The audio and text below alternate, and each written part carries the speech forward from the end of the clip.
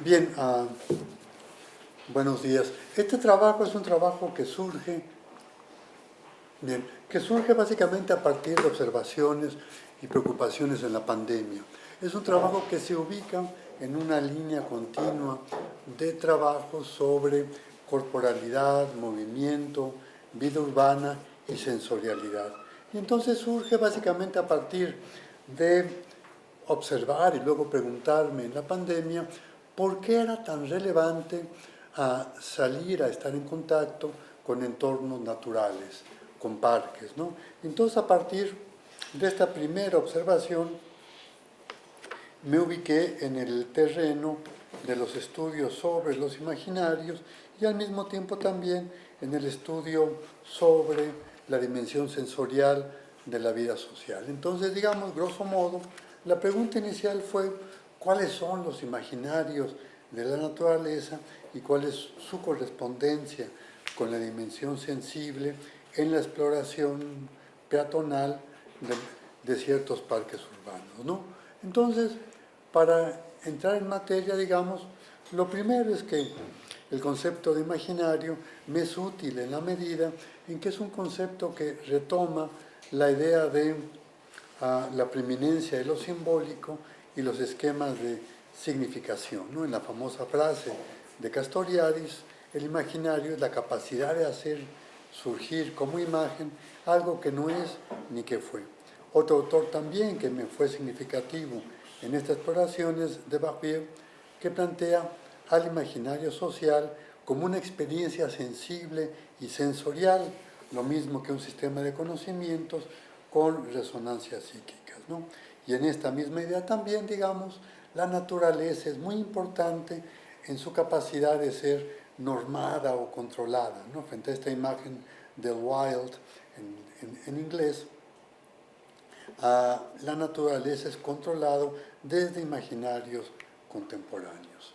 Igualmente, interesa en el trabajo explorar la manera en que el trabajo somático y el orden sensorial participan en la reproducción y creación de elementos imaginarios, a través, claro, del trabajo corporal, el desplazamiento, el estar ahí. Pensemos que el trabajo somático se refiere, grosso modo, al rango de experiencias y actividades reflexivas a través de las cuales se interpretan socialmente las sensaciones somáticas. Y en este mismo orden, el orden sensorial refiere a pautas de interacciones que se desarrollan en un marco de sentido común sobre lo apropiado y lo sobreentendido. Y como ocurre en estos casos, ese orden se reconoce su existencia cuando es transgredido por todo el marco normativo que lleva hacia la conformidad y hacia cierto sentido de orden.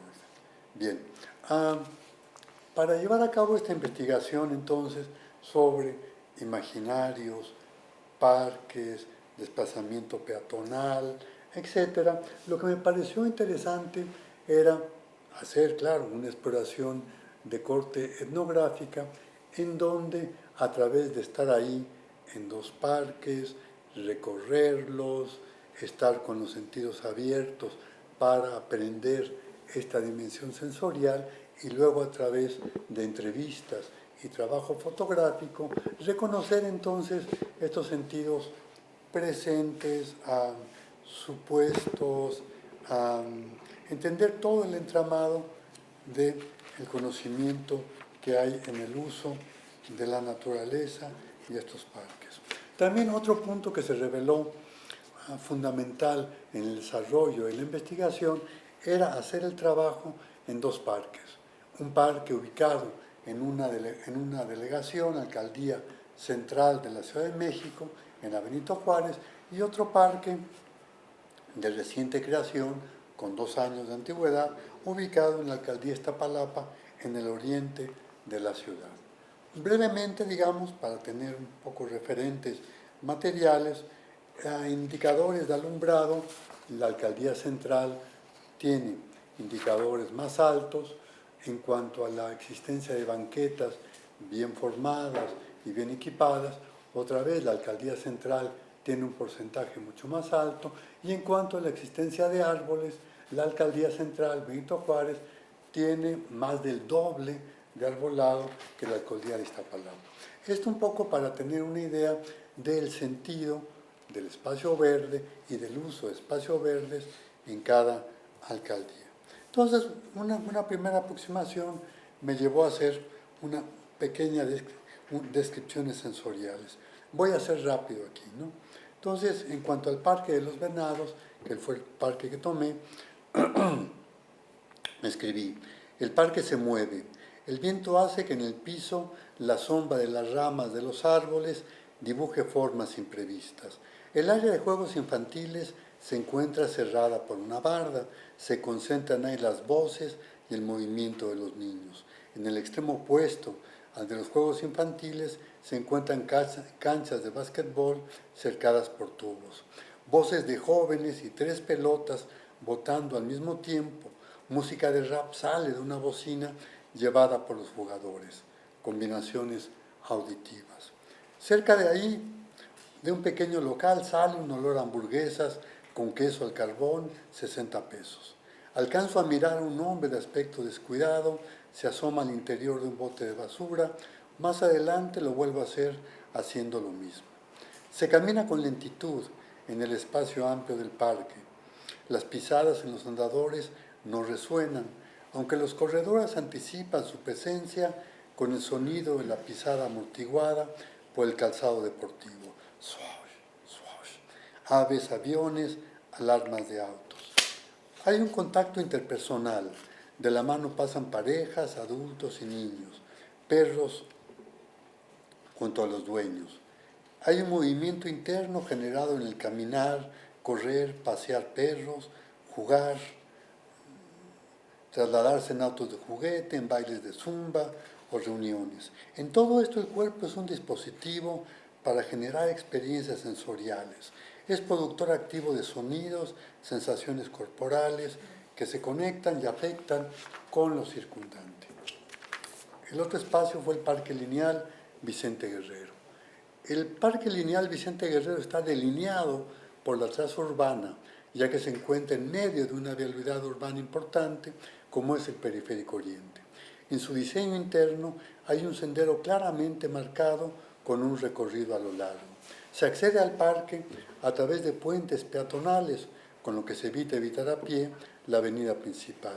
El arbolado se encuentra en los extremos y en el interior se ubican macizos de plantas, flores y prados.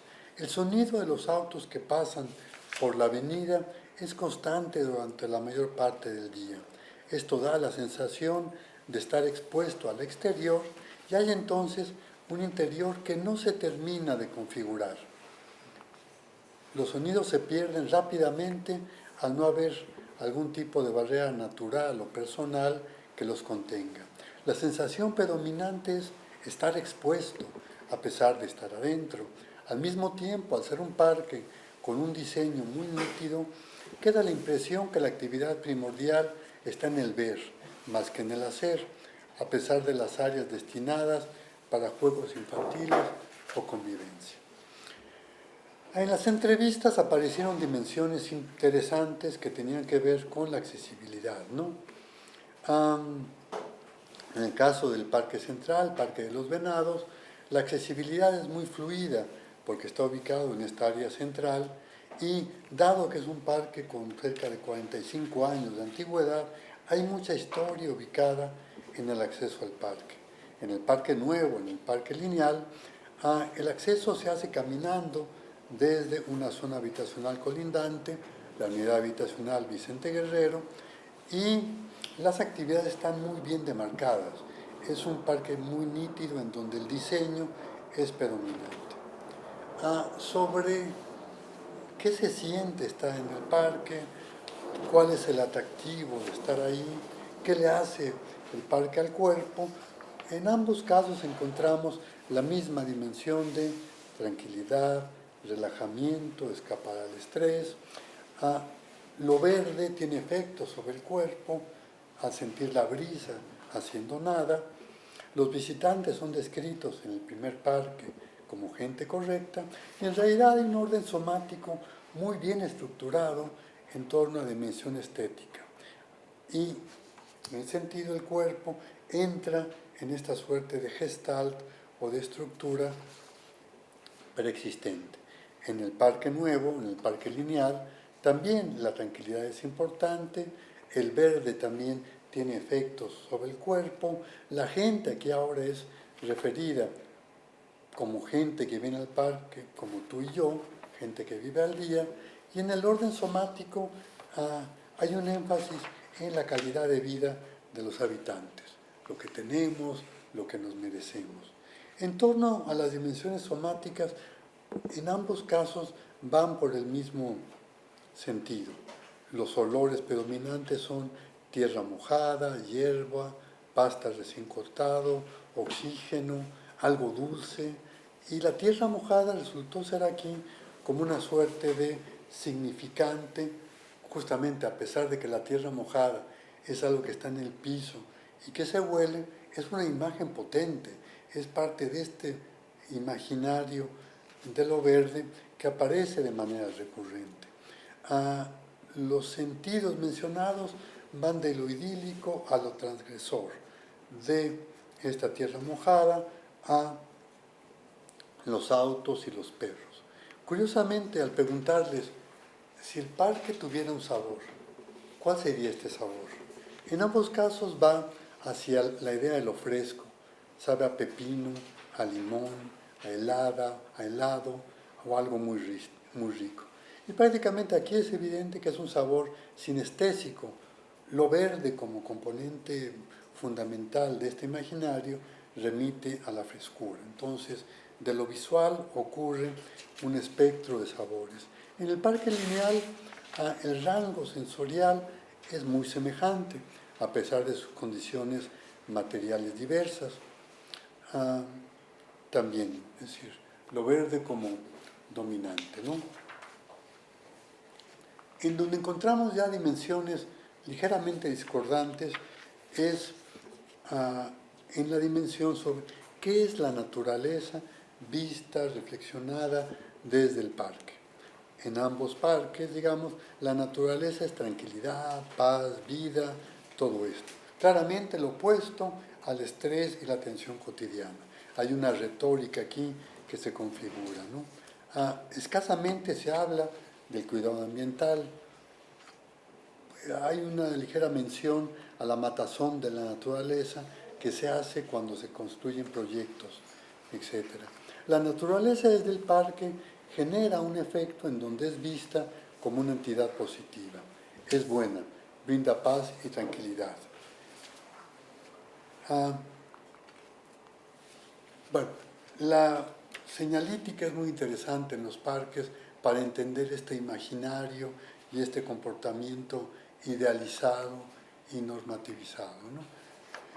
Una emisión interesante es la que llamo yo miradas cruzadas, en donde se trataba de ver qué sabían unos de otros, ¿no? Básicamente, en el parque lineal ocurre esta idea de descolocamiento en donde la gente no se siente en Iztapalapa o en la alcaldía porque el parque es muy bonito, muy bien arreglado. En este descolocamiento, entonces, tenemos la aparición de diferentes órdenes sensibles, uno que puede ser de lo popular y otro de lo consolidado, y al mismo tiempo surge en el Parque Lineal Vicente Guerrero una idea de la fragilidad del espacio verde, que no lo quiten, que la alcaldía pertenece ahora a Iztapalapa, cuando llegue otro gobierno, este parque se puede ir, lo pueden quitar, y entonces surge la idea de que este orden sensorial positivo en el parque es un orden frágil. ¿Sí? Se puede ir, lo pueden quitar, el gobierno puede cantar. Y a pesar de que nadie habló en la entrevista sobre el accidente en mayo de 2021 en la línea 12 del metro, en donde mueren 27 personas y hay 80 heridos, hay el fantasma en el imaginario de que obras que permiten la calidad de vida, obras de movilidad, pueden perderse, desaparecer, no estar ahí. Entonces, de manera interesante, hay un efecto muy colateral, pero importante, en las políticas de abatimiento de la desigualdad social, en donde generan transformaciones en las condiciones de vida, pero no solo en las meras condiciones de vida, son también transformaciones en un orden sensorial que pertenece a una ubicación simbólica preciso. Quedaría entonces como un tema de reflexión y discusión, un poco entender primero, digamos, los imaginarios dominantes sobre lo verde en la ciudad central y consolidada son imaginarios asumidos, diríamos entre comillas, naturalizados, no problematizados. La naturaleza está ahí de libre acceso y se puede llegar a ellos con facilidad. Sin embargo, lo verde en la periferia está asociado, claro, con el disfrute, pero también con el descolocamiento de condiciones de vida y de un orden social extendido. Queda entonces aquí una discusión que nos lleva a la justicia social en la ciudad. ¿Quién tiene derecho a qué mundo sensorial, bajo cuáles condiciones? Y entender también que las políticas que justamente buscan el abatimiento de la desigualdad también, como un efecto imprevisto, generan algo que me parece que podemos llamar ciudadanos provisionales, ciudadanos descolocados frente a la ubicación en un entorno político y experiencial de estas políticas, ¿no? Bien, esa sería la comunicación. Muchas gracias.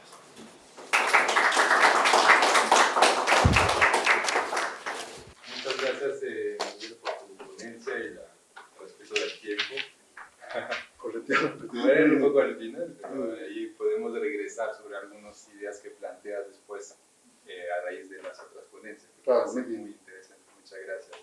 Entonces voy a invitar ahora a pasar al siguiente ponente, la siguiente ponente, Maya.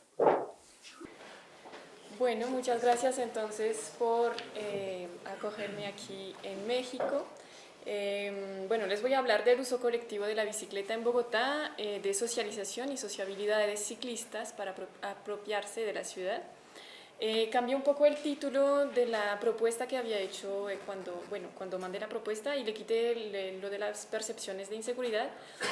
Digamos que las vamos a mencionar, esas percepciones de inseguridad, pero en 15 minutos pues tenía que enfocarme en algunos aspectos, entonces, bueno, en la socialización y en las sociabilidades del uso colectivo de la bicicleta. Entonces, primero, ¿de dónde partimos? ¿Cuáles fueron las bases de este trabajo de investigación? Bueno, en Bogotá hay una presencia fuerte y constante de la bicicleta en el espacio público y con una mayor concentración en los barrios periféricos del occidente de la ciudad. Entonces, según la encuesta de movilidad urbana del 2019, sabemos que el 6.6% de los viajes se hacen en bicicleta en Bogotá. Y en el 2021 la alcaldía y la Secretaría de Movilidad hicieron otra medición que pues los datos no son oficiales, pero midieron que alrededor de un 10% de los viajes se hacían en bicicleta en diciembre del 2020 y en enero del 2021. Entonces, bueno, el momento en el que esta presencia del uso de la bicicleta se hace más fuerte son los domingos, y más evidentes son los domingos de ciclovía. Es un momento que si lo miramos desde el punto de vista de los habitantes, de los ciudadanos, no es un evento, o sea, la ciclovía no es un evento, es un elemento que forma parte de la rutina de los bogotanos. Es un elemento que define temporalmente el paisaje de la ciudad y que entra dentro de sus costumbres. Porque la ciclovía ya lleva varias décadas en Bogotá, entonces no es un evento, sino algo de una rutina. Y además de la ciclovía existen muchos otros espacios en los que la actividad de montar bicicleta se comparte entre varias personas ya sea entre grupos de ciclomontañismo, grupos de ciclismo de ruta, dentro de colectivos activistas, obviamente, y también por el medio de programas públicos, por ejemplo, con Al Colegio en Bici. No sé si lo conocen. Bueno, Al Colegio en Bici es un programa de la Secretaría de Movilidad y del Instituto Distrital de Recreación y de Deporte, que acompaña a niños al colegio en bicicleta haciendo caravanas. Entonces, todo eso para decir que el uso de la bicicleta es individual, pero también se puede decir que no es solitario.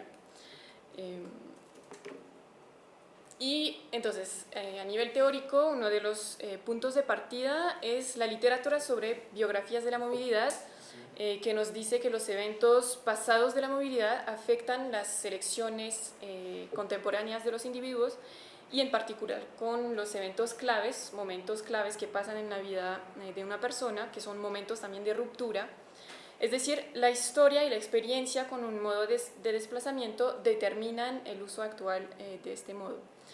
Y también nos interesamos en los estudios de socialización a la movilidad, que nos enseñan que las rutinas y las selecciones de movilidad se construyen a partir de cierta socialización a la movilidad. La socialización es la manera en la que los individuos adquieren normas, valores y roles en su vida social. Entonces, las biografías de movilidad y la socialización a la movilidad son propias de cada individuo y difieren también del uno al otro. Pero bueno, se pueden formular algunas críticas a estos conceptos, y la mayor crítica sería que la socialización a la movilidad no ocurre solamente en la infancia. Entonces, aquí lo que vamos a estudiar más bien es la socialización secundaria, es decir, durante la edad adulta, siendo adulto. Y entonces lo mismo pasa con las biografías de movilidad, es decir, que los eventos claves y los cambios o rupturas en los patrones de movilidad ocurren a lo largo de toda la vida. Entonces, bueno, en esta presentación hablaremos de los aprendizajes y de la socialización al uso de la bicicleta siendo adulto. Y luego, otro punto de partida fue una constatación empírica durante el trabajo de campo, porque, bueno, durante la fase de observación y los recorridos comentados, ya les voy a explicar, observamos las especificidades de las sociabilidades ciclistas. Este tema, a principio, no formaba parte de lo que se iba a estudiar en la tesis. No era en las preguntas iniciales de la investigación, pero es algo que salió de manera constante. Estar presente en el espacio público como ciclistas conlleva interacciones fuertes, ya sea con otros ciclistas, con otros usuarios de la vía, del espacio público, y esas interacciones van desde las señas para indicar su dirección hasta conflictos que se desarrollan en el espacio público entre actores viales. Y entonces fue después de esas constataciones que me di cuenta que otras investigaciones habían estudiado esas sociabilidades ciclistas. Entonces, bueno, Cosmin Popan en su tesis de doctorado nos enseña que desplazarse en bicicleta implica una presencia en el espacio público, es decir, que los sentidos están muy alertos, la velocidad y la exposición al tráfico requieren una atención máxima, y el ciclista está inmerso en el espacio público, a diferencia, por ejemplo, de estar en un bus o en un carro, por ejemplo. Y entonces Popan estudia también cómo la presencia en el espacio público implica unas sociabilidades específicas propias a los desplazamientos en bicicleta o en modos activos. Y entonces todo eso le hace eco a lo que acabamos de mencionar y de describir sobre interacciones en el espacio público. Y por otra parte, Mercedes de Virgilio y Oscar Ramos Mancilla observaron salidas de campo en grupos de ciclistas y caminantes en Buenos Aires, y ellos describen cómo el uso colectivo de la bicicleta genera nuevas percepciones del espacio público y también mayor conocimiento de este. Y entonces se comparten, entre esos grupos de ciclistas, se comparten las percepciones y los conocimientos, y así se pueden crear también nuevas socializaciones a la bicicleta en un contexto urbano. Entonces, nos vamos a interesar aquí en dos tipos de sociabilidad, que son, uno, las que se eligen para montar bicicleta en grupo, que casi siempre son recreativas o deportivas. Y bueno, a esta altura tengo que aclarar que en esta presentación no les hablaré mucho de los colectivos ciclistas activistas y de la organización de eventos por parte de estos colectivos por una cuestión de tiempo, porque en sí ya es un objeto de estudio muy amplio y también porque otra mesa trata de estas movilizaciones, pero tampoco puedo excluir este tema, tampoco puedo excluir estos colectivos ciclistas, porque es un lugar de aprendizaje y de familiarización con el uso urbano de la bicicleta para muchas personas. Y entonces, el segundo tipo de sociabilidades que vamos a estudiar son las que se crean en el espacio público y que podemos llamar de oportunidad, porque no necesariamente se buscan interacciones sociales, son las que ocurren en un semáforo o por una llanta pinchada, un pequeño choque, etc. Y entonces lo que sobresale es que la manera en la que nos movemos en el espacio público en bicicleta está influenciada por estas sociabilidades y se implementan estrategias al momento de usar la bicicleta para buscar la presencia de otros ciclistas, ya sea en el marco de salidas de grupo o no, o al contrario, para evitar la muchedumbre. Entonces, bueno, es una propuesta de investigación que está en curso. Entonces, otra pregunta de investigación es sobre la sociabilidad como motivo para empezar o volver a usar la bicicleta. Se podría hablar de la sociabilidad como forma de socialización al uso de la bicicleta. Entonces, bueno, se conocen los motivos macros para empezar a usar la bicicleta, pero entonces la pregunta, como los programas públicos, las infraestructuras, etc. Pero entonces la pregunta aquí es más bien, ¿qué es lo que hace que una persona pase de ser un usuario o usuaria potencial a ser usuario o usuaria real de la bicicleta? Y otra pregunta es cómo el uso colectivo de la bicicleta llega a influenciar las representaciones y los comportamientos de los ciclistas al momento de desplazarse en la ciudad. Entonces partimos de dos hipótesis. Primero, parece que el uso colectivo ofrece un marco de socialización al uso utilitario,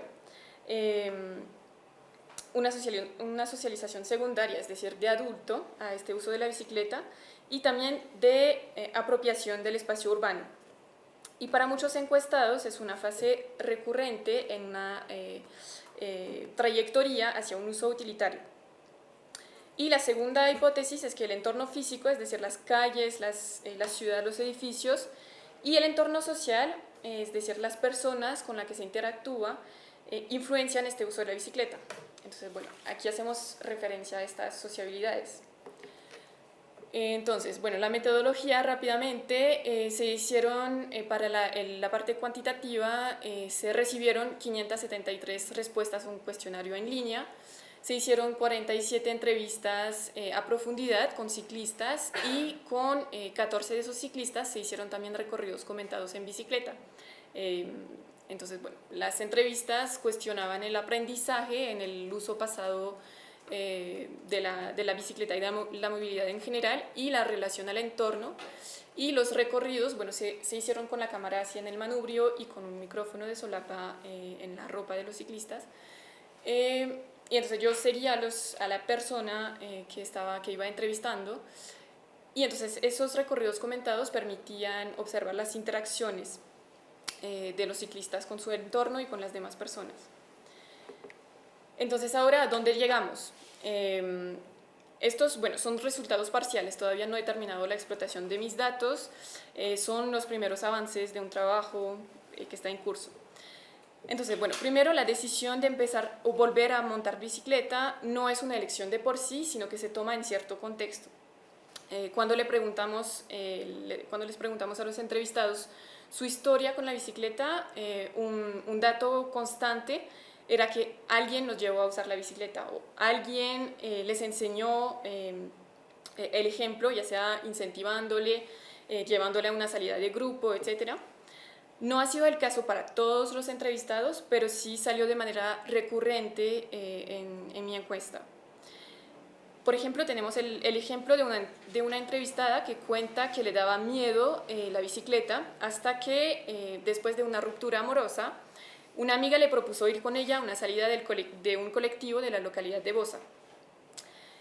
Fue, le gustó y entonces empezó a salir con este colectivo frecuentemente. Después cambió para otro colectivo porque el primer colectivo había dejado de organizar esas salidas, y ahora ella dejó de salir con estos colectivos. Entonces, bueno, ella conoció a su novio en este entorno y entonces construyó toda una nueva vida social alrededor de esta vida de colectivo.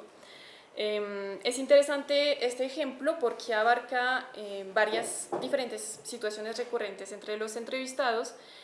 Primero, la etapa de retomar la bicicleta dentro de un colectivo o de un grupo de conocidos o amigos, y de llegar a estos grupos por el consejo de una amiga, un colega, etc.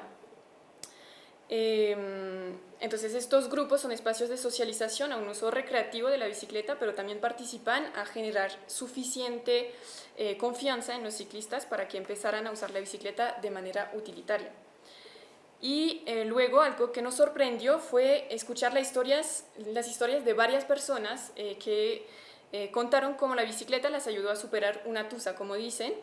Es otro tema que no nos da tiempo de explorar aquí, pero es algo que parece anecdótico y sí veo que les pone una sonrisa, pero no es tan anecdótico. O sea, varias personas contaron historias parecidas y yo creo que tiene que ver con el papel o el símbolo de empoderamiento que está asociado a la bicicleta.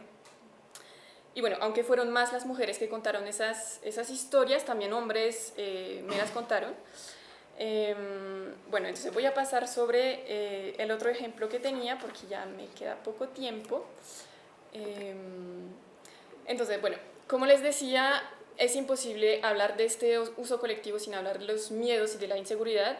El hecho de estar saliendo con un grupo para muchas personas ha sido una primera etapa para superar los miedos de espacios públicos desconocidos muchas veces porque no se practican de manera corporal, es decir, muchas de las personas que empiezan a montar bicicleta usaban carro, usaban transporte público, entonces no están acostumbrados y acostumbradas a este uso del espacio público, a estar tan inmersos en el espacio público.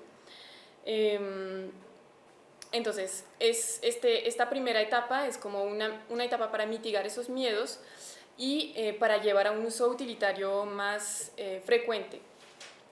Hay algo que se busca también que es, creo que algo que está, bueno, tal vez no propio de Bogotá, sino algo bastante desarrollado en Bogotá, es buscar el efecto de seguridad por el nombre.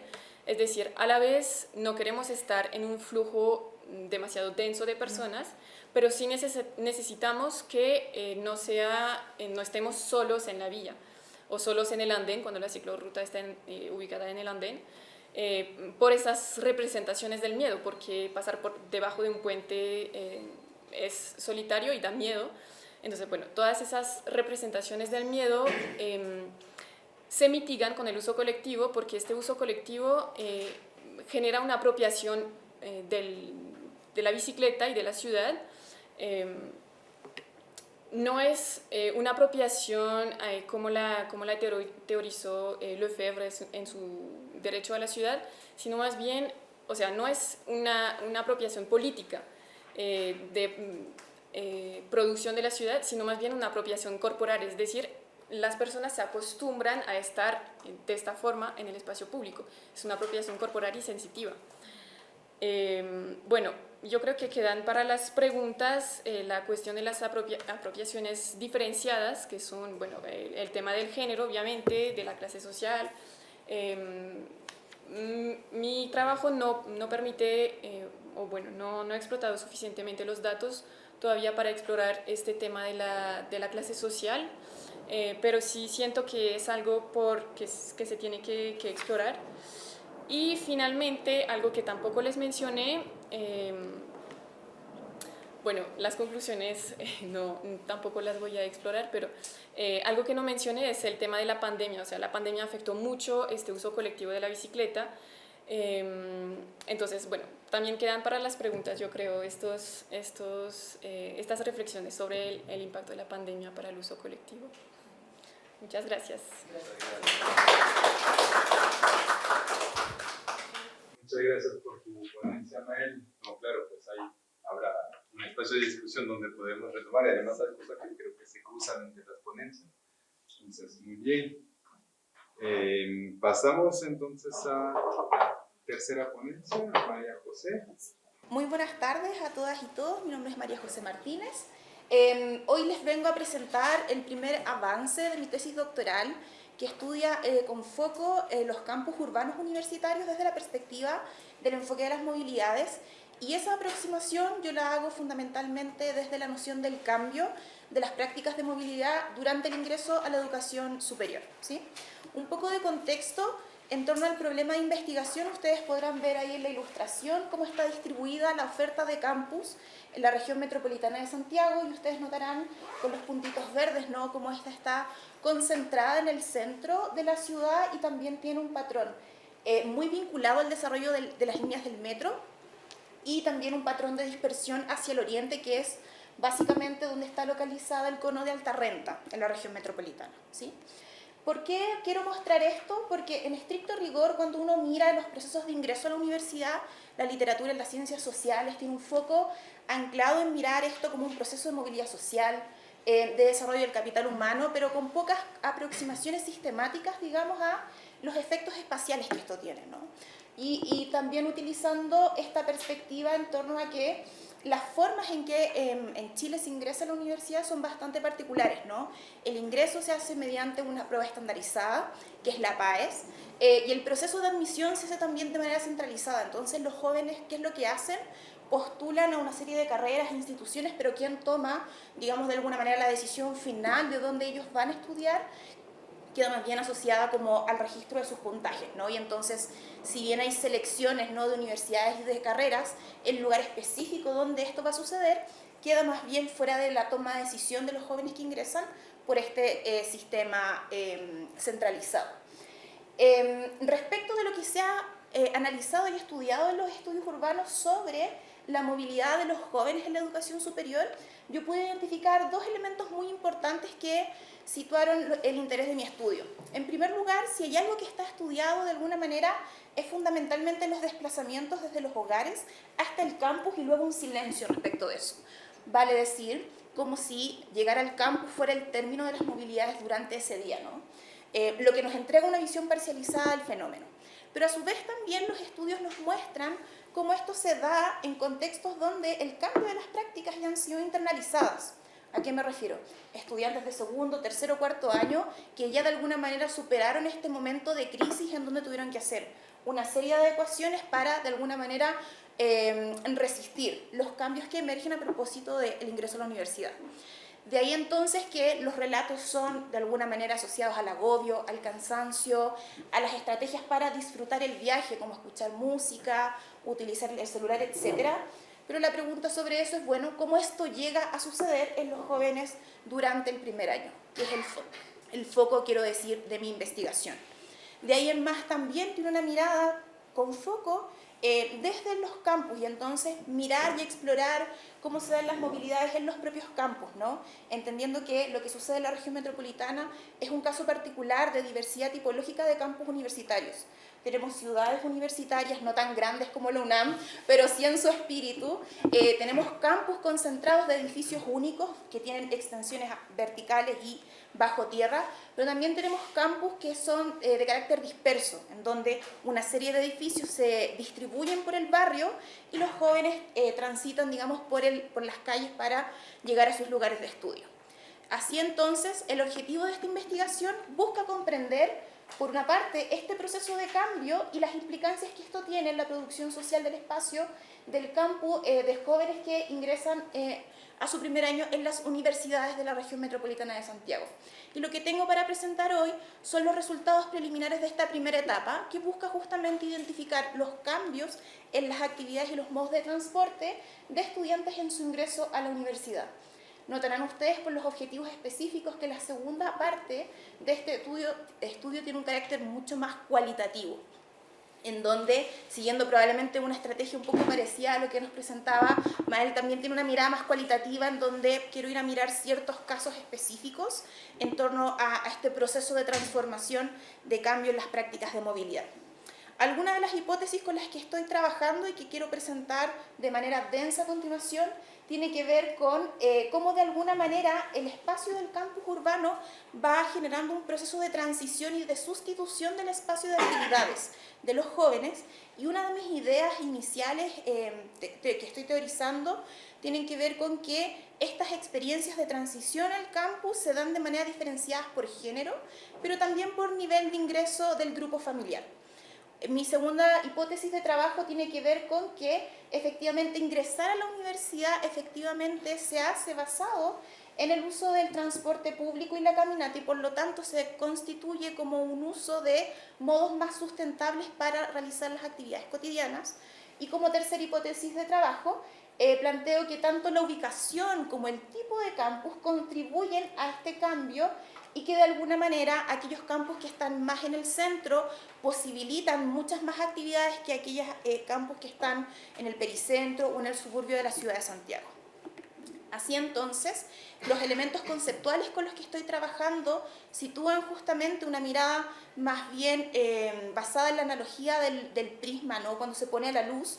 Cuando uno mira los campus desde el enfoque de las movilidades, precisamente logra tener una mirada no solo en la visión más bien estática que tenemos de los campus basados en el análisis de su arquitectura, de los bienes y servicios que él tiene. Si lo miramos desde la movilidad, efectivamente podemos notar los campus que se constituyen como un fenómeno espacial, que son hoy día el capital tangible de las universidades para posicionarse en un mercado competitivo y que por lo tanto tiene influencias en dónde se ubica, dónde se localiza. No es casual, quiero decir, la ilustración que les mostraba hace un rato atrás. Los campus también tienen efectos espaciales, con lo que se ha narrado justamente en torno a los procesos de estudiantización, donde justamente los barrios se van transformando a propósito de la alta concentración de estudiantes y, por supuesto, entender a los campus universitarios como un producto y productor de movilidades. Y aquí también utilizo el enfoque de las biografías de movilidad desde su bajada cualitativa, no tanto para predecir los modos de transporte, sino que para entender los procesos de cambio, que es el foco de esta investigación. Dicho esto, entonces, les quiero reseñar brevemente el diseño del estudio. Esta primera etapa se constituye a partir de un cuestionario autoaplicado vía online. Este ha sido difundido por redes sociales y también en los entornos de desplazamiento y lugares de consumo de los jóvenes con un código QR. El muestreo que se ha seguido es justamente un muestreo probabilístico estratificado, donde se han establecido ciertos grupos que es importante que tengan representación en función de la región metropolitana, estudiantes que vivan en el centro histórico, en el pericentro, en el suburbio y en el periurbano expandido.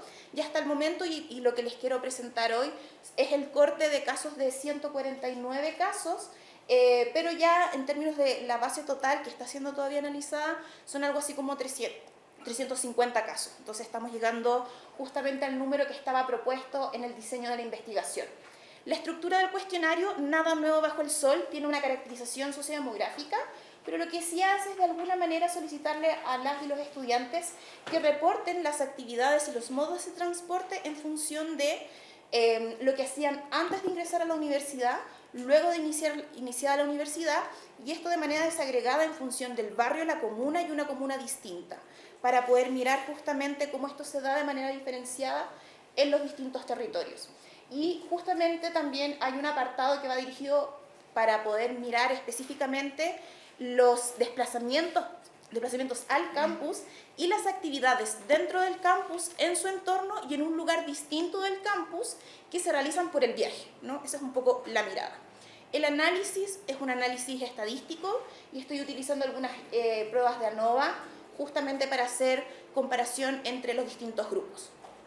Características de la muestra: tengo la gran mayoría de jóvenes entre 18 y 19 años, la gran mayoría reporta ser representado por el género femenino, la gran mayoría vive hoy con su madre, ¿no? A su vez también la mayoría no tiene labores de cuidado, pero hay un grupo importante de estudiantes que ejerce labores de cuidado. El ingreso hasta los 600.000 pesos, la mitad y de los 600.000 pesos hacia arriba, quiere decir ingresos altos para la visión de la realidad chilena. En términos de los 3 tipos de universidades que tenemos en nuestro sistema, es bastante diverso. Hay universidades privadas, estatales y privadas CRUCH, que vale decir pertenecen al Consejo de Rectores y que por lo tanto participan activamente de este proceso de selección centralizada. Y a su vez también la gran mayoría estudia con financiamiento del Ministerio de Educación. En este panorama ustedes verán ahí el mapa, la gran mayoría de estudiantes, que son digamos las comunas más ennegrecidas, corresponden a comunas como Maipú, Puente Alto, Santiago Centro, que es la mayoría de quienes participan de este estudio. De ellos, el 40,9% indican que siempre han vivido en el mismo lugar, nunca han cambiado de residencia, y que a su vez también el 16,4% de ellos han venido a la región metropolitana por sus estudios, vale decir, ellos vivían en otra región del país. Por lo tanto, aquí también tenemos información sobre quienes han tenido que emigrar por el ingreso a la educación superior, que ahí sus características son un poco distintas de quienes nunca han cambiado de residencia. Para la gran mayoría, notarán ustedes en la parte de abajo, digamos, del esquema, voy a apuntar acá para no entorpecer la vista, la mitad de los estudiantes que están en mi estudio, el 50,8%, vivía y estudiaba en el colegio, en el secundario, en su misma comuna. Vale decir, sus trayectos no salían, digamos, de los límites comunales. Pero el otro porcentaje restante tenía que trasladarse de su comuna a una comuna distinta. Cuando vemos este escenario al ingreso a la educación superior, notarán ustedes que solo el 4,7% de estos jóvenes que estudiaban y vivían en la misma comuna, hoy día lo siguen haciendo. La gran mayoría están obligados a modificar sus prácticas de movilidad en función del ingreso, ¿sí? Lo que justamente les posibilita explorar nuevos espacios urbanos de la región metropolitana que antes no eran parte de su cotidiano y a su vez también no necesariamente lo hacían de manera autónoma como sí lo hacen ahora a propósito del ingreso a la universidad. Respecto de la primera hipótesis del estudio, en torno a que el espacio de actividades de estos jóvenes se traslada al espacio del campus, yo hago un análisis desagregado en función de, ustedes verán acá, en función de actividades funcionales antes y después, de socialización antes y después, con base a mirar, digamos, el barrio, ¿sí? Y en términos generales, cuando miramos el barrio, efectivamente los estudiantes tienen una disminución de actividades que desarrollaban en esta escala, pero noten ustedes que antes de ingresar a la universidad, el barrio no era el lugar donde los jóvenes desarrollaban sus actividades, ¿sí? El 0, 1, 2, 3, 4, ¿a qué corresponde? Al número de actividades, ya sea funcionales, ¿sí? Entonces, cero actividades funcionales, y entonces todas incrementan una vez que ingresan a la universidad, pero efectivamente antes de ella el barrio ya era un lugar donde no desarrollaban una gran diversidad de actividades de este tipo. ¿Dónde está el espacio de actividades de estos jóvenes? Justamente a escala comunal. En este espacio sí hay mayor diversidad de actividades en términos de funcionales, de socialización, ocio, recreación, consumo. Pero noten ustedes que a pesar de que este es el espacio de actividades cotidianas, también una vez ingresada a la educación superior tiene una disminución importante en lo que ellos reportan. Dejan de hacer muchas actividades en su comuna, salvo las actividades de consumo, que es muy leve su variación antes y después, ¿no? En términos de las actividades que se hacen en una comuna distinta, notarán ustedes que también hay variaciones, pero que es interesante que en actividades funcionales hay un incremento por de pronto en los jóvenes que señalan hacer por lo menos una actividad funcional en otro espacio comunal, que probablemente, y esto lo corroboran los datos que tengo más adelante, la actividad de estudio es fundamentalmente la actividad funcional que realizan en un lugar distinto de su comuna.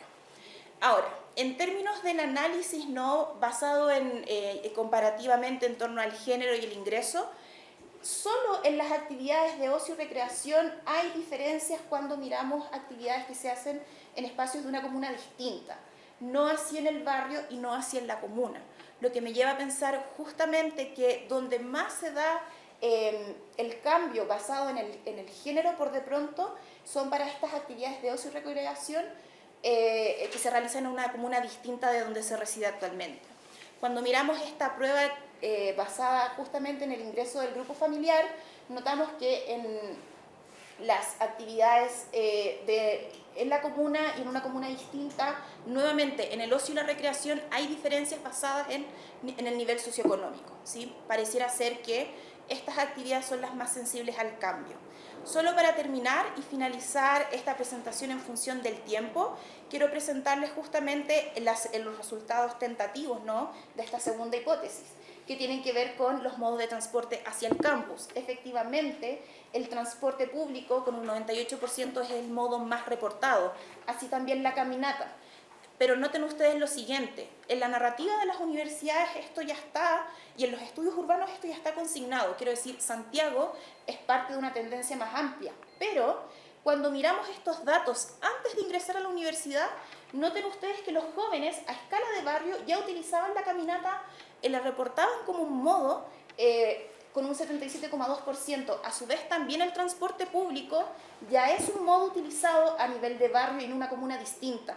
Quiero decir, el ingreso a la universidad efectivamente tiende a reforzar esta tendencia, pero esto ya responde a un patrón de hábitos que estaban previamente al ingreso a la universidad, lo que justamente hace pensar entonces cuáles son las contribuciones específicas que hacen los campos urbanos en estas narrativas de modos sustentables en el desplazamiento. En función del tiempo, dejo acá la presentación, pero de todas maneras estaré atenta a sus comentarios e inquietudes. Muchas gracias.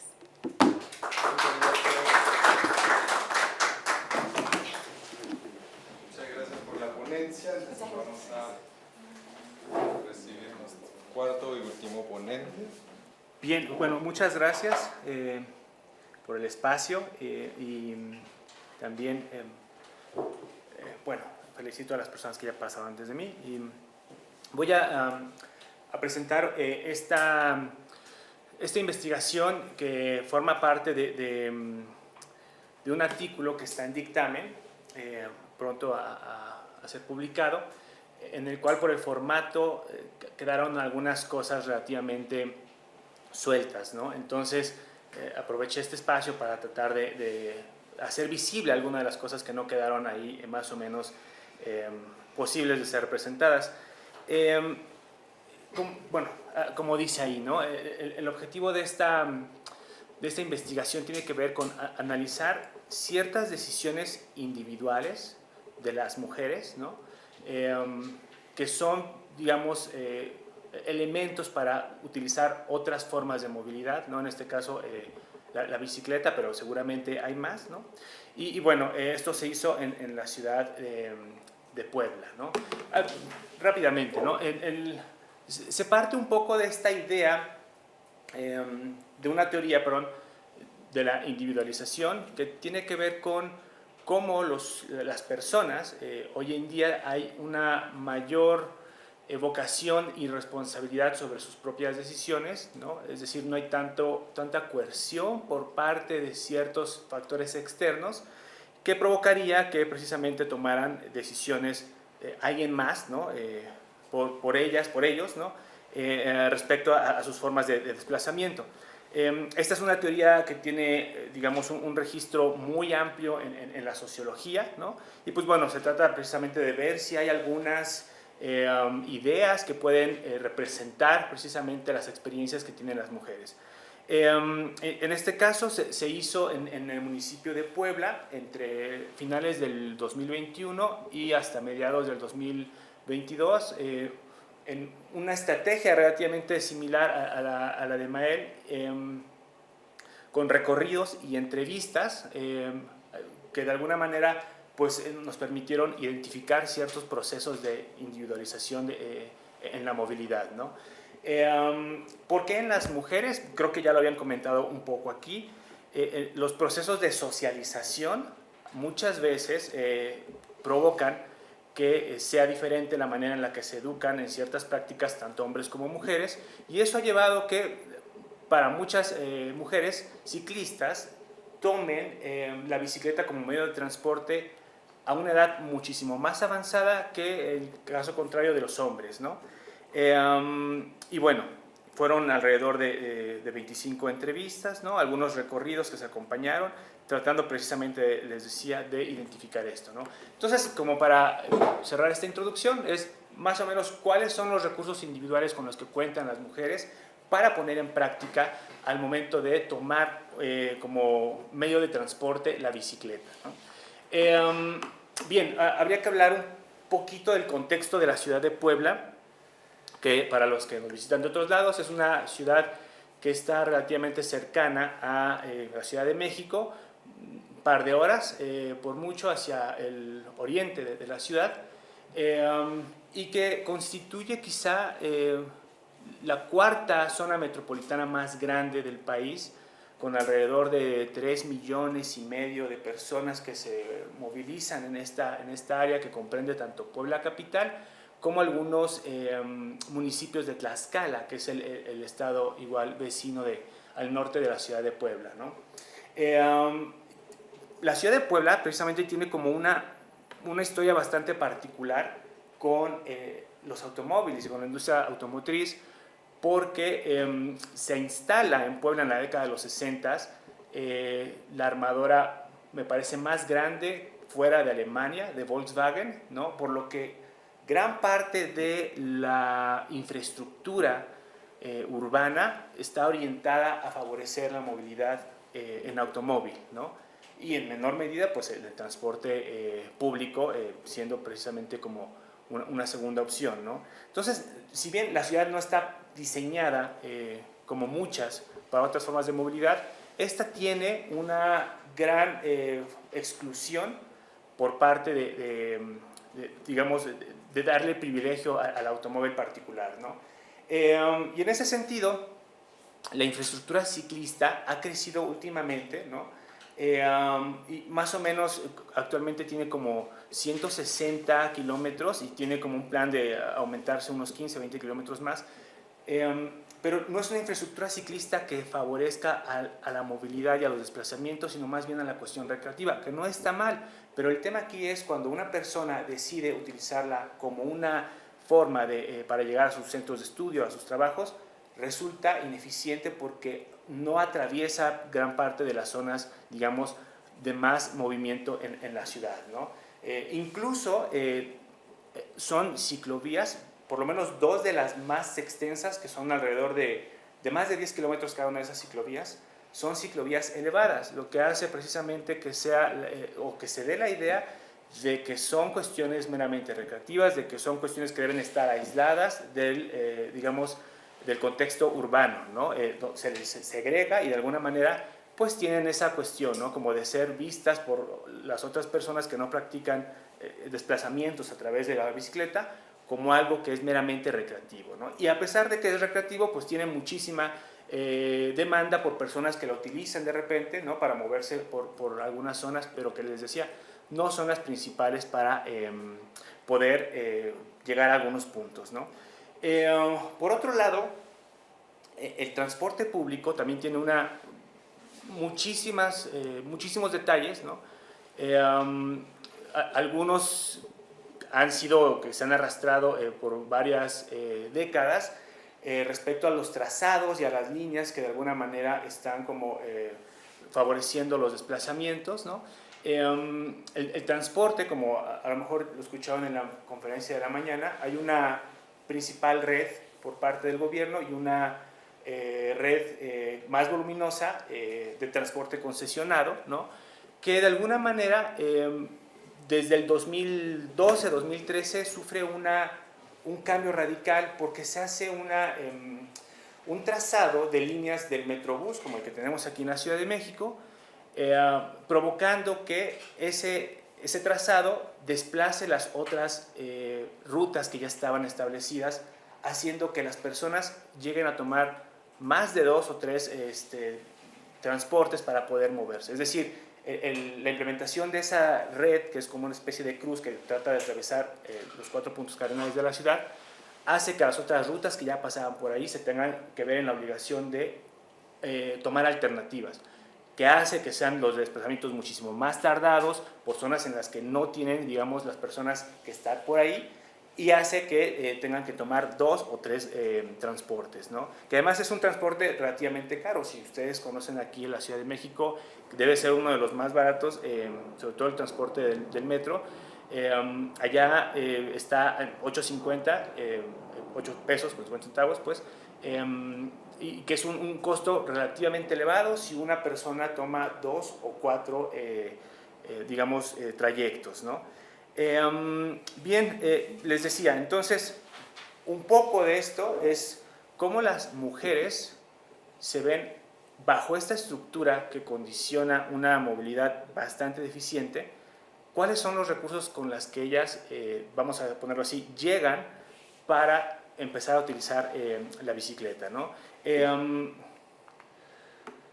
Bien, bueno, estas son como experiencias que, vamos a ponerlo así, como que hacen que la mujer tome la decisión de usar la bici como alternativa, ¿no? Obviamente hubo algunas que no son necesariamente individuales, sino más bien cuestiones de acompañamiento que provocaron que tomaran la bici como opción, pero cuando se refiere a las experiencias que nos dieron en las entrevistas, a cuestiones meramente individuales, estas surgieron como los elementos que obligaron, vamos a ponerlo así, a las mujeres a utilizar la bici como una alternativa. Primero está la economía, ¿no? Les decía, en cuestiones de si tienen que tomar 2 o más, digamos, trayectos para llegar a sus centros de estudio, de trabajo, pues se vuelve entre 40 a 50 pesos al día, lo que provoca que sea un costo bastante elevado, ¿no? Aunado a esto, estos taxis de aplicación, Uber o Didi, aunque la ciudad es relativamente corta, es decir, si uno hiciera un trazado solamente del municipio de Puebla capital, no pasan más de los 25 kilómetros de extremo a extremo, lo que hace que sea una ciudad relativamente pequeña, ¿no? Pero bueno, con muchísimas condiciones que hace que se vuelva compleja la movilidad, y el transporte de aplicación resulta muy elevado, ¿no? Es decir, puedes tomar un transporte para un par de kilómetros y estás haciendo un gasto impresionante como 100, 150 pesos, ¿no? Dependiendo de la hora, el clima y todo esto, ¿no? Entonces, además de eso, las condiciones del tráfico que se presentan, si bien no son todavía las de la Ciudad de México, ya existen como ciertas zonas que son bastante conflictivas, sobre todo las que están como orientando, ¿no? el camino, los trayectos a estos complejos industriales, a estos complejos financieros y a estos complejos comerciales, que quizá hacen que tengan que invertir una persona entre 40 minutos, una hora, si bien le va, ¿no? Hay personas o las mujeres que nos comentaron, ¿no? Que en un trayecto de 10 kilómetros se pueden llegar a hacer una hora 20 minutos por las condiciones del tráfico, ¿no? Otra de las razones que llevan o que llevaron a estas mujeres que entrevistamos, ¿no? Es la cuestión de la seguridad. Puebla, pues bueno, como todo México, tiene un grave problema respecto a la violencia de género, ¿no? Y bueno, hubo 2 casos entre el 2019 y 2020 de feminicidios en donde participaron personas que estaban asociadas a estos taxis de aplicación, ¿no? Entonces, esa idea de inseguridad en el transporte como el Uber o Didi o Cabify o los que estén ahí, pues provocan precisamente como que no se tenga una seguridad, ¿no? A utilizar este tipo y mucho menos el transporte público, precisamente por eso, ¿no?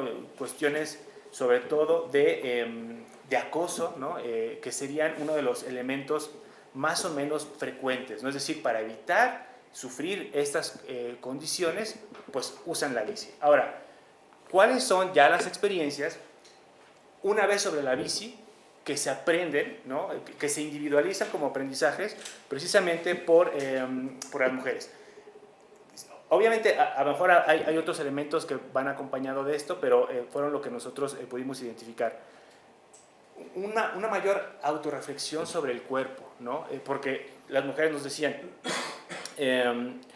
ahora yo soy parte de mi vehículo, entonces tengo que cuidar mi alimentación, mi piel, tengo que cuidar mi cabeza, tengo que usar un casco, cosas que ellas no estaban considerando cuando digamos, utilizaban otras formas de transporte, ¿no? Muchas de ellas, por ejemplo, hasta la fecha no utilizan casco, no porque no lo vean como una necesidad o una forma como de sentirse más seguras, sino porque no es algo, digamos, que ellas vean como una prioridad, ¿no?, respecto al desplazamiento. Su punto es precisamente eso, ¿no? Otro de los conocimientos que se van adquiriendo es el cuidado del vehículo. Muchas de ellas aprenden de manera autónoma a través de videos de YouTube, sobre todo, ¿no? Para poder darle mantenimiento básico a sus bicicletas, ¿no? Y que son bicicletas que cumplen esa función de ser vehículos que les van a permitir trasladarse en la ciudad, ¿no? Otra es el conocimiento de la ciudad. Les da una libertad y una percepción que no tenían, sobre todo cuando de niñas y de adolescentes, las mujeres dependían tanto del papá o de la mamá o de las personas que conducen el transporte público para llegar a sus destinos, ¿no? Por lo que hacía que la ciudad fuera relativamente desconocida. Y cuando ya empiezan a utilizar la bici se dan cuenta de que la ciudad ni es tan larga ni es tan compleja y que hay otras formas precisamente de poder llegar a sus destinos, ¿no? Finalmente, con esto termino,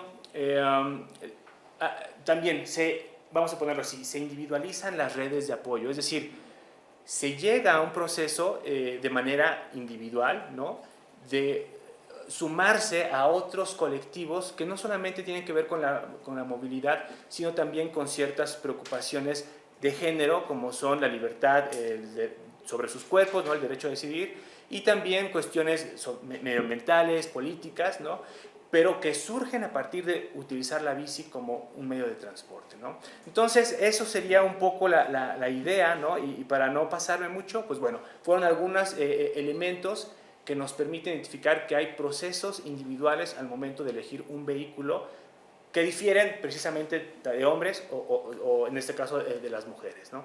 Pues muchísimas gracias. Bien.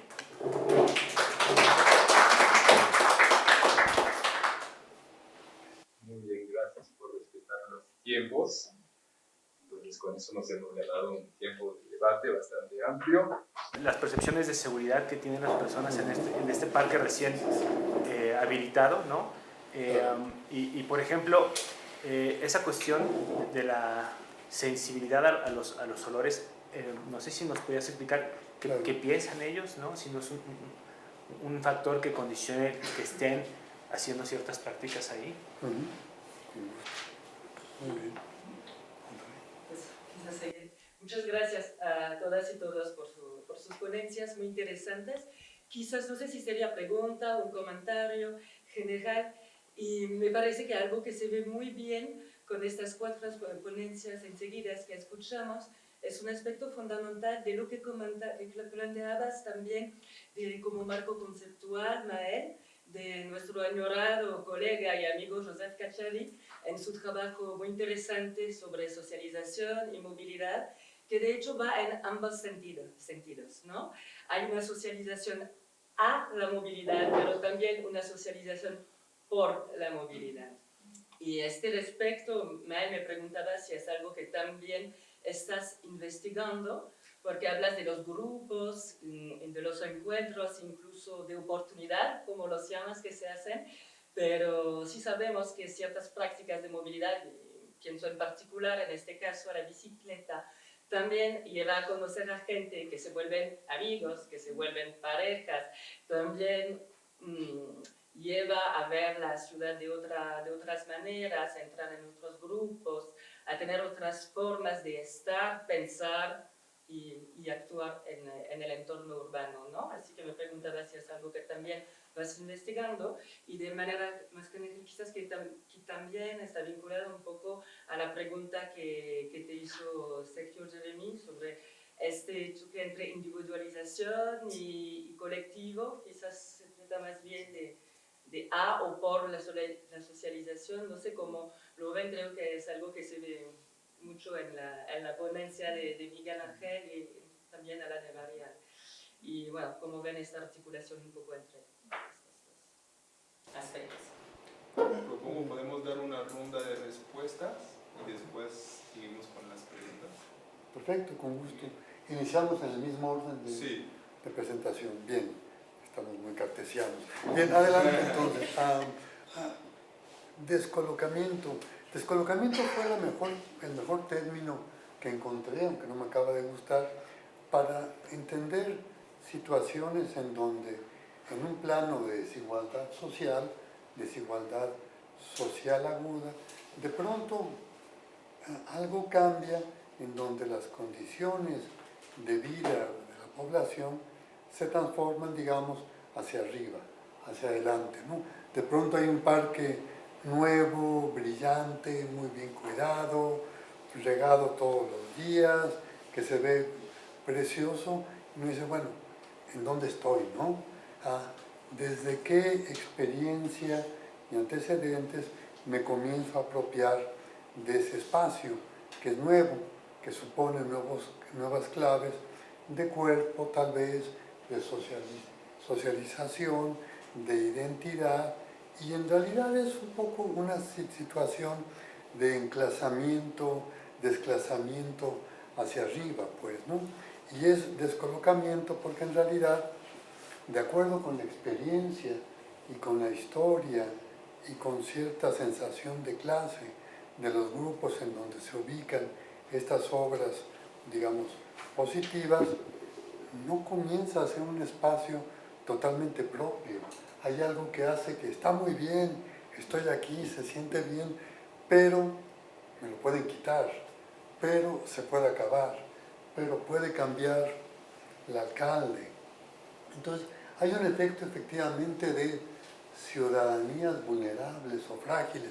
Por eso menciono yo lo del metro y el accidente en la línea 12, porque es un ejemplo muy duro y muy cercano de cómo una obra nueva, un metro en altura que solucionó muchos problemas de movilidad en la zona, el metro deja de funcionar, el metro se vuelve un dispositivo mortal y es una herida que está ahí todo el tiempo, que no se mencionó de manera activa, pero que está ahí. Entonces, hay algo en la desigualdad que mueve a una recomposición simbólica de quién soy, qué merezco, quién me lo da, cómo puedo actuar ahí, que no encontré, por ejemplo, ese tipo de respuestas en este parque central, en una zona de clase media, en una zona consolidada, en donde servicios, digamos, de buen nivel no son cuestionados en absoluto.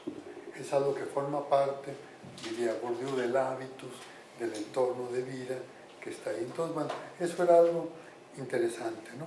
Pero básicamente son efectos de desigualdad, ¿sí? ¿Cómo lidiamos con esto nuevo que llega y desde qué experiencia o socialidad frente a los otros y frente al Estado actuamos, ¿no? El tema de la seguridad, pensaría yo que es curioso, que el tema de la seguridad sería mucho más visible en este parque, en Iztapalapa, que está ubicado, si vienen a la salida el viernes, lo verán, en una zona popular de la alcaldía de Iztapalapa, con el conjunto habitacional Vicente Guerrero, que tiene una fama peculiar, digamos, ¿no? A ver, y ahí, digamos, la gente lo ve como seguro. El mismo hecho de que fuera un parque expuesto y visible lo hace un parque seguro, la gente se siente segura. Pero, mientras hacíamos trabajo de campo en la zona, algunas entrevistadoras con los que trabajé vieron cómo hubo persecuciones con un cuchillo en la mano, una de las entrevistadoras se sintió seguida por algunas personas. Entonces, claro, no alcanza el parque a transformar las condiciones de vida, ¿no? Si bien sabemos, ya hay una inmensa literatura internacional al respecto de que más parques, mejores condiciones de vida, más parques, más salud mental y más salud física, el parque en sí mismo no alcanza a ser un dispositivo para transformar de manera aguda condiciones de vida desfavorables. Ayuda, pero no hace todo, ¿no? Esto lo veremos el viernes en la visita a Iztapalapa. Los olores es parte del entorno y era algo muy interesante en la investigación. El olor era un evento imaginario. A ver, no digo que las personas imaginemos olores en el parque. Lo que quiero decir es que tenemos una percepción selectiva de un mundo sensorial muy rico y muy heterogéneo. Nos concentramos en aquellos olores que se corresponden con el imaginario sensorial que tenemos del lugar. Entonces, el olor a tierra mojada es fundamental y lo reconstruimos imaginariamente a partir de elementos dispersos. Están cortando el pasto, es tierra mojada. Están regando el pasto por allá, tierra mojada. Estoy viendo mucho verde, tierra mojada. Hay como una suerte de composición imaginaria de un mundo sensorial con respecto a este imaginario dominante. Por eso pienso yo que es tan importante el parque como un escenario de la vida urbana. Es importante el parque en sí mismo, y es importante el parque porque actualizamos imaginarios de la naturaleza y de lo verde que son tremendamente potentes. O sea, la naturaleza en la ciudad es un espacio alteritario de larga data. No lo mencioné, pero un poco los imaginarios del parque van desde un cobijo afectivo. Me decían unas chicas, ¿quién no ha ido al parque a llorar un amor que terminó mal? Es el comienzo de un bolero, ¿no? Pero también tiene que ver con esta sensibilidad del parque, el cobijo, el parque, el afecto, la historia, la infancia, el cuidado, y de pronto entonces son espacios que funcionan desde su materialidad, claro, pero también funcionan desde los imaginarios que le dan un valor simbólico muy potente y muy poderoso, ¿no? Por ahí iría. Bueno, sigo yo entonces. Bueno, primero la pregunta de Oden. Sí, es cierto que les hablé sobre todo de socialización a la movilidad, pero pues también la idea, o sea, la otra parte de la presentación que no tuve tiempo casi de presentar tenía que ver también con esta socialización esta socialización por la movilidad, sí. Y entonces, bueno, con estos, o sea, lo que les decía a principios de la presentación es que en realidad en Bogotá hay un ámbito propio a la ciudad, o sea, yo no lo he visto en otras ciudades en Colombia, no lo he visto en otras ciudades fuera de Colombia, de un uso colectivo muy desarrollado de la bicicleta. Entonces, creo que lo demostré, que es una socialización de la bicicleta, pero también se generan muchas socializaciones informales. Por ejemplo, la ciclovía es un elemento, o sea, es un ejemplo, perdón, muy evidente. Van muchas personas a la ciclovía y se generan socializaciones con los comerciantes, ambulantes, las personas con las que se cruzan. Y se me olvidó lo que les iba a decir. Bueno, con estas salidas también, o sea, el ciclismo deportivo, el ciclismo que también ocurre en ciclovía, pero fuera de ciclovía, funciona a partir de esas socializaciones informales, es decir, se constituyen grupos así de conocidos, o sea, ejemplos típicos son amigos que se invitan así, colegas que se conocen entre sí así. Y creo que tiene que ver con la pregunta de Jeremy también sobre conflictos, porque pues la socialización por la movilidad no siempre es hacerse amigos, sino también que se generan conflictos. Bueno, se mencionó lo del acoso, pues es una pregunta que te quería hacer también. ¿En qué medida crees que el uso de la bicicleta permite sobrepasar el acoso? Porque yo lo que vi es que el acoso sigue existiendo usando la bicicleta, es un conflicto cotidiano para muchas mujeres, entonces es algo muchas veces que no es concientizado, o sea, es algo que en las entrevistas a veces se menciona así como cualquier evento, pero sí es algo estructural de la movilidad de las mujeres.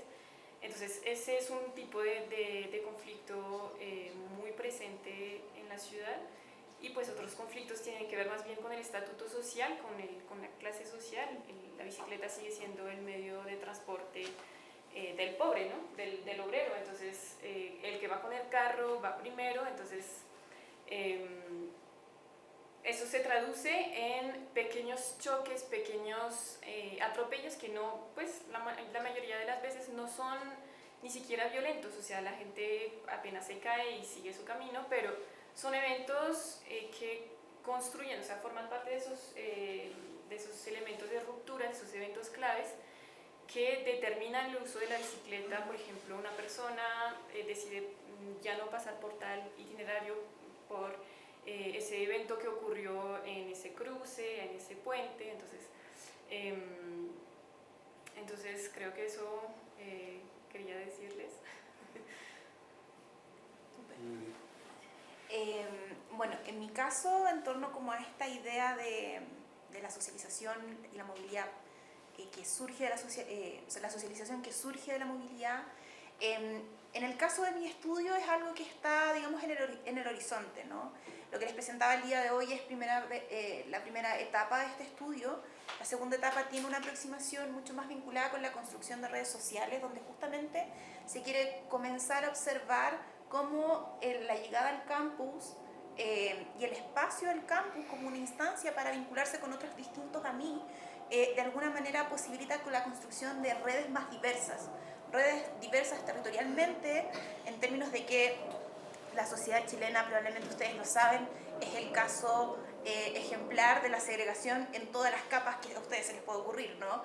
Y efectivamente la distribución, la forma en que se estudia, digamos, en el primario y en el secundario es altamente segregada, vale decir, probablemente yo estudie en mi colegio con alguien muy parecido a mí, probablemente vive en mi mismo barrio, su grupo familiar tiene el mismo ingreso, tenemos un imaginario cultural muy parecido. Es en la universidad donde este patrón se rompe, pero además con tintes bien característicos de segregación, porque tienen que viajar, y aquí tomando lo que decía Jeremy, tienen que viajar. Claro, hay un cambio en el viaje, pero se dan en un espacio urbano súper particular, donde hay bienes y servicios. No van a estudiar a la universidad en barrios pobres. Solo, de hecho, creo que hay dos campus en la región metropolitana, uno de la Universidad de Chile y uno de una universidad privada, que están localizados en barrios más populares. Todo el resto está en el centro y todo el resto está en el cono de alta renta. Y aún así, y esto es algo que no les puedo mostrar por el tiempo, y aún así la gran cantidad de actividades que se hacen en torno al campus se hacen dentro del campus. Yo puedo estar en el mejor lugar de Santiago, con múltiples bienes y servicios, pero mi vida la hago dentro de los límites. Eso responde también a un patrón de cómo están pensados los hábitos de estos jóvenes altamente vinculados con la noción funcional del estudio. Y entonces vuelve la pregunta, si viajar a estudiar a la universidad, ¿cómo se dan los espacios de socialización? ¿Cuánto me permite realmente conocer la experiencia urbana completa a propósito de este viaje? O si más bien es un patrón de repetición, ¿no? Respecto de seguir vinculándome con los mismos que son iguales a mí, haciéndolo dentro de los límites del campus y no explorando la diversidad urbana, etc. ¿Sí? Eso es un poco lo que podría comentarles respecto de esta pregunta un poco más general al panel. Bueno, respecto a comentarios, ¿no? Un poco esta teoría, sobre todo en el centro de Europa, ha dado cuenta de cómo el proceso de individualización también hace que ciertas preocupaciones se vuelvan prioritarias para el individuo, es decir, no toda la cuestión política, sino solamente esta, o se selecciona, ¿no? Y en ese caso, por ejemplo, lo que yo pude dar cuenta es, en temas de movilidad, también se vuelve bastante individualizado la preocupación. Puede haber cuestiones de legislación sobre el transporte público que a las ciclistas en este caso no les interesa. Puede haber un proyecto de una nueva línea del Metrobús, no les interesa. Es decir, se vuelve selectivo, ¿no? Es decir, sí nos parece importante, ¿no? Seguramente, pero no hay una respuesta, sobre todo de esas redes que se consolidan en colectivas, que priorizan. Únicamente me va a mí a afectar lo que tenga que ver con mi forma de movilizarme, ¿no? Por ejemplo, hace un mes hubo allá en Puebla hay una vía recreativa, que es, me imagino, similar a lo que expone Mael, ¿no? De esta ciclovía, ¿no? Que se hace cada domingo, igual que aquí en la Ciudad de México, ¿no? En el paseo de ciclotón, ¿no? Que hay un periodo de 6-7 horas. Entra un auto, desgraciadamente mata a un niño de 15 años y atropella a otro. Entonces, ahí muchas mujeres, muchos colectivos se organizan, ¿no? y salen a manifestarse, ¿no? Pero, por ejemplo, cuando hay cierres de vialidades por el alza del incremento del transporte público, no lo hacen, ¿no? Entonces se vuelve selectiva esa cuestión, ¿no? Que está muy en su derecho. Y también, un poco, respondiendo a esta cuestión, ¿no? De los obstáculos, sí, yo lo que... No es una sorpresa, porque seguramente hay estudios que tienen que ver y que hacen más énfasis en esto. En la cuestión del acoso, como si fuera un termómetro, ¿no? Esto ya no lo toleraba y estas expresiones no dejan de existir, pero las puedo más o menos sobrellevar, ¿no? Entonces, ellas dan cuenta sobre todo en la cuestión de su vestimenta. Algunas chicas decían, yo no puedo aún atreverme a salir en falda a pesar del calor que está haciendo, porque no dejan de acosarme automovilistas, ya sea de transporte público o privado, peatones y ciclistas, ¿no? Entonces, es decir, el acoso no desaparece, pero ellas dicen, prefiero no tardarme tanto y sufrir ese tipo de violencias que exponerme a estar en un, vamos a poner así, en un colectivo, en un transporte público, pues, en donde el manoseo, el riesgo de ser asaltado, que le roben el celular o lo que fuera, puede ser más frecuente, ¿no? Entonces, como que priorizan, individualizan la seguridad. Prefiero esto a esta cuestión, ¿no? Es decir, es un problema estructural, no lo voy a desaparecer, pero esto sí está en mi control, ¿no? Esto sí está en mis manos, ¿no? Y también, sobre todo, la cuestión de los obstáculos. Muchas chicas, ¿no? Sobre todo las más jóvenes que entrevisté, que tenían alrededor de 19, 22 años, y las más grandes tenían 45 o 48 años, decían, sobre todo las más jóvenes, yo sí puedo salir en bicicleta a cualquier hora, pero necesito de alguna manera garantizar mi seguridad de la bicicleta, ¿no? Entonces se vuelve un obstáculo, ya no voy a salir porque no tengo dónde amarrarla, donde tener un lugar seguro, porque pasa como en muchas ciudades, que pueden existir que se las roben, ¿no? Caso contrario de las mujeres más grandes, que decían, yo no puedo salir en bicicleta tan temprano a ciertas cosas porque me da miedo esa hora que no hay gente en la vía pública, ¿no? Entonces, como que se van ahí generando cierta serie de obstáculos, ¿no? Pero a pesar de todas las condiciones de la movilidad no dejan de ser bastante conflictivas. Por ejemplo, Puebla es la ciudad donde más accidentes, de más ciclistas asesinados por, digamos, choques con autos, ¿no? Y a pesar de eso, dicen ellas, yo sé que es un riesgo cada que salgo, pero prefiero esto, ¿no? A no tener control sobre si voy a llegar temprano, o si no voy a llegar o lo que fuera, ¿no? O si me arriesgo a que alguien, algún Didi me secuestre o lo que fuera, ¿no? Entonces sí, hay muchos obstáculos aún así sobre la bici, no es nada placentero, pero las ventajas que ellas dan cuenta son muchísimo más que pueden sortear precisamente esas dificultades, ¿no? Bueno, una pregunta sobre el tema de los ciclistas. ¿Qué han observado o indagado o analizado tanto en Colombia como en Puebla sobre la relación entre ciclistas y motociclistas? Porque la realidad pública, digamos, es bien conflictiva, ¿no? Hay normas, relaciones, hay un orden vial ahí, ¿no? En donde, claro, el auto y los transportes de motor tienen de una manera u otra cierta predominancia, pero la relación entre motociclistas y ciclistas, ¿cómo se configura? Pues tal vez para hacer el puente con lo que acabas de decir, los testimonios que tuve de ciclistas que contaban momentos de acoso casi siempre fueron por motociclistas. Es decir, son los que tienen una forma de moverse más cercana, es decir, los que se pueden acercar más a las ciclistas. Entonces, fueron los casos sí más evidentes de insultos, manoseo, lo que sea. Pero en general, yo diría que el motociclista es en Colombia, no sé en otras partes, al que todo el mundo odia. O sea, los conductores, estigma, ¿no? todos los conductores odian a los motociclistas porque se meten por donde sea. Y lo mismo pasa con los ciclistas. Cada vez esas observaciones las hice con los recorridos comentados. Cada vez que hay trancón, que hay mucho tráfico en la vía, los motociclistas se meten por la cicloinfraestructura. Entonces es algo pues, que pone en peligro a la seguridad de los ciclistas y que también invade su espacio, o sea, los pone, no es solamente que los hace más vulnerables, sino que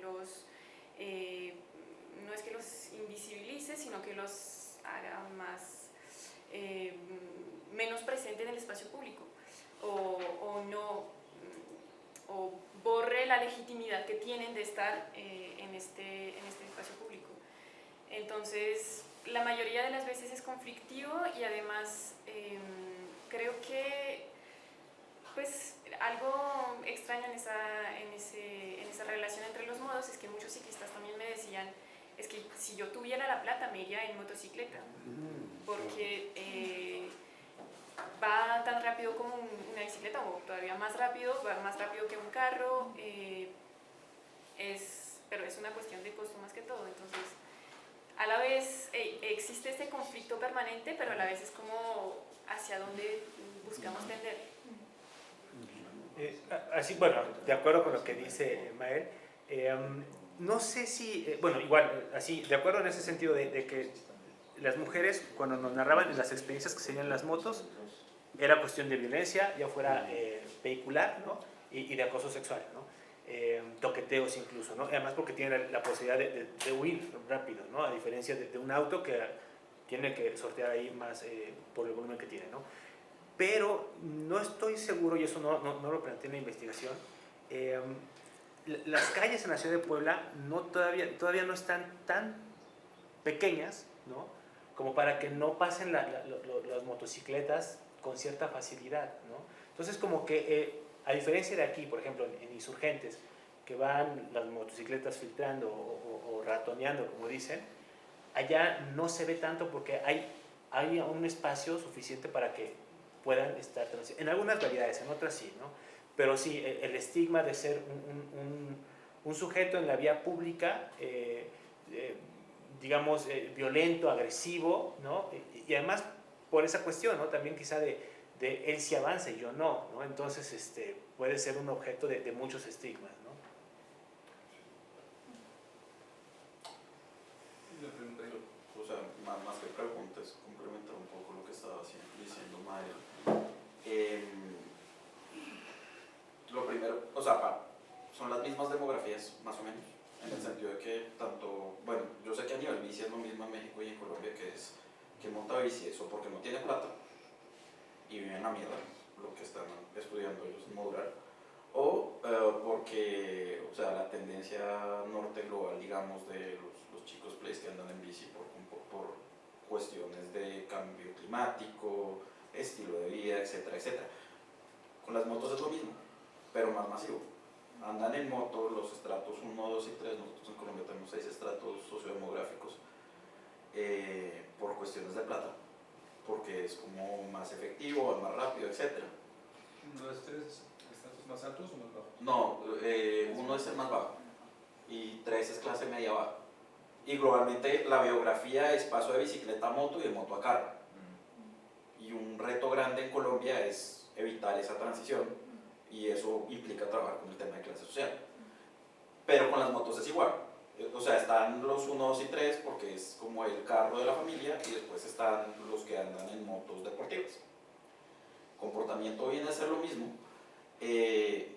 Para mí la gran diferencia, y es una diferencia importante, bueno, también se movilizan, por ejemplo, ahorita literalmente lograron, son los que más accidentes sufren, los que más se matan y también son los que más ocasionan accidentes. Y esa es una gran diferencia porque discursivamente se trata igual, es como el ciclista o el motociclista. La diferencia es que el motociclista es el que muere no el que genera el accidente usualmente, los motociclistas están en ambos lados. Son los que ocasionan el accidente y son las víctimas del accidente también. Esa es una gran diferencia para mí, pero también se movilizan socialmente. Entonces, por ejemplo, hace poquito lograron hacer que le redujeran el precio del seguro obligatorio a un coste de, creo que son 8 billones de pesos por lo menos, que no sé, o sea, es un montón de plata para las arcas públicas. Y que además tiene el efecto de aumentar el riesgo que ellos tienen. Entonces, para mí, esa es como la gran diferencia. O sea, socialmente, misma demografía, misma manera de ratonear, digamos, mismo estigma, pero la diferencia es que ellos literalmente se están matando y están generando accidentes. Y eso para, bueno, obviamente yo aparte de investigación física soy biciactivista, entonces me cuesta sí, como que me molesta. Sí, porque también son un poco el patito feo, ¿no? Los motociclistas. Vamos a tomar una pregunta de Hernando y como entonces 3 preguntas rapiditas y tenemos que llegar a la 1:30 abajo para seguir con la mañana. Sí, gracias Jeremy. Es una para Miguel Ángel y otra para María José.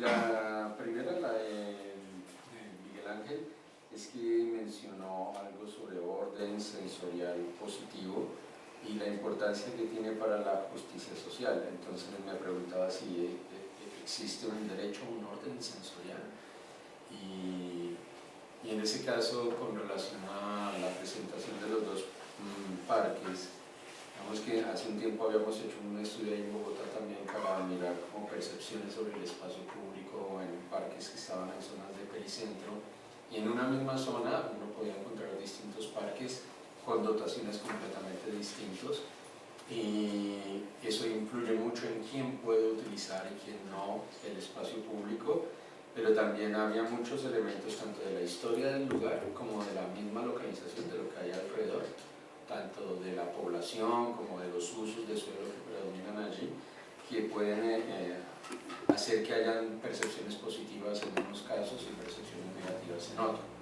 Y Bogotá desde los años 90 invirtió mucho en el espacio público y en mejorar bastante las condiciones de los parques, pero de su presentación me deja esa sensación de hasta dónde, cuando dice que los que están en el parque lineal tienen miedo de perder esas infraestructuras, hasta dónde, quién es el responsable de eso, si es la autoridad de la ciudad o de la localidad, no sé cómo se dice acá. Y en ese caso, ¿qué define que haya un orden sensorial positivo o cómo son las escalas ahí para definir en temas de sensaciones, ¿no? Para decir qué es bueno y qué es malo, o qué es lo que se debe promover y qué no? Porque en las fotografías pues, me da la sensación de que hay como una estética que se tiene de qué es lo que debe ser positivo, y cuando comienzan a ver los usos o las prácticas de quienes habitan allí, comienza a verse como una estigmatización o como algo que puede acabar con ese orden sensorial positivo, ¿no? Ver al ladrón corriendo con cuchillo a otra persona. Y en el caso de María José, tengo unos estudiantes de mi semillero allá en Bogotá que quieren empezar a mirar el tema de la movilidad de los estudiantes. La Secretaría de Movilidad aplicó el año pasado una encuesta para estudiantes universitarios. Tenemos toda la oferta, la gran mayoría también en el centro y en el cono de alta renta, si usamos el término de Sabatini, ¿sí? En donde las universidades tienden a localizarse en zonas de clase media y de ingresos altos. Y nosotros tenemos un problema, y es que incluso la noción de campus que usted menciona, muchas universidades que son privadas, lo que hacen es colocar la sede en casas, en barrios, y entonces no hay la noción de campus. Entonces creo que para nosotros es interesante esa investigación.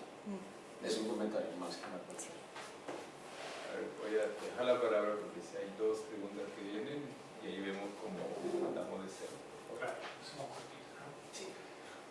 Bueno, agradecer las 4 presentaciones sumamente provocadoras todas y con muchos puntos de conexión que ya no hay tiempo para indicar. Sí quería partir de la presentación de Mael, porque me parece que lo que ella presenta es un ejemplo sumamente claro de cómo el incentivar el uso de la bicicleta pasa no solamente por la generación y mantención de infraestructuras físicas, sino que también por el desarrollo de lo que podríamos llamar infraestructuras sociales, ¿verdad? Espacios de seguridad, conocer personas que te enseñan, que te socializan en el hábito de convertirse en ciclista urbano, digamos. Y lo cual ya de por sí es una lección enorme para municipios, de gobiernos urbanos, que esto va más allá de crear ciclovías, de crear separaciones con los vehículos, etc. Y desde ahí me surge la duda, y es una pregunta que te hago a ti y también a Sergio, respecto de hasta qué punto, qué tan lejos nos puede llevar, qué tanto nos sirve plantear esto como un tema de decisión, como la decisión de andar en bicicleta. Porque mi sensación, sobre todo inspirado por lo que ustedes mismos comentaban, esto va mucho más allá de un momento discreto en el tiempo en que uno decide andar en bicicleta y de ahí en más ya uno es ciclista ahí, sino que es algo que se constituye en el tiempo, se va generando como una infraestructura social también, que va ganando solidez, que también tiene vulnerabilidades, una infraestructura que se puede desarmar, se puede descomponer, si es que el entorno así lo decide. Entonces, quería nada más preguntarles qué opinan de pensar más allá del concepto de la decisión modal, que es bastante restrictivo tal vez a la luz de lo que ustedes plantean, de cómo se van acumulando estos recursos para volver posible la generación de, agarrándome de lo que decía Miguel Ángel, de un hábito quizá ciclista, ¿verdad? Eso. Yo también quiero almorzar. Quiero volver a la tusa. ¿Ya? Todos nos sonrimos acá, supongo que todos escuchamos a Karol G. ¿Cómo creo yo que a partir de estos hitos biográficos, que creo muy interesante que lo hayas destacado, en general las personas recuperamos formas de movilidad o nos abrimos a nuevas formas de movilidad? Entonces creo que sería súper interesante hincar el diente ahí como una ciudad que favorece, yo hablo de Santiago de Chile, una ciudad que ya María José la escribió muy bien, donde lo neoliberal es lo que predomina y por lo tanto si tú no tienes dinero no vas a poder acceder, por ejemplo, a un espacio para pasar el despecho amoroso. ¿Vale? Entonces creo que sería súper interesante que comenzáramos también a estudiar las movilidades en esa clave, que la justicia social también es tener espacio para el desamor, el despecho, el desprecio, o poder decir, ¿sabes qué? Quiero caminar para otro lado de la ciudad donde nunca he caminado para poder olvidar este amor. Bueno, entonces la ciudad lo tiene que permitir. Me creo que encontré muy, bueno, como dijo Daniel, todas muy inspiradoras, pero quería volver sobre eso. Muy bien, ahora me vuelvo a la organizadora del evento. Tenemos tiempos de cumplir. Las respuestas serían muy amplias, yo creo que podemos permitirnos. La discusión podría seguir, creo que tenemos 3 días, cada uno puede ir conversando. Entonces les agradezco mucho por ese espacio, no darán sus respuestas específicas para el almuerzo y así quieren. Entonces muchas gracias por las ponencias, por los intercambios, por las preguntas y entonces...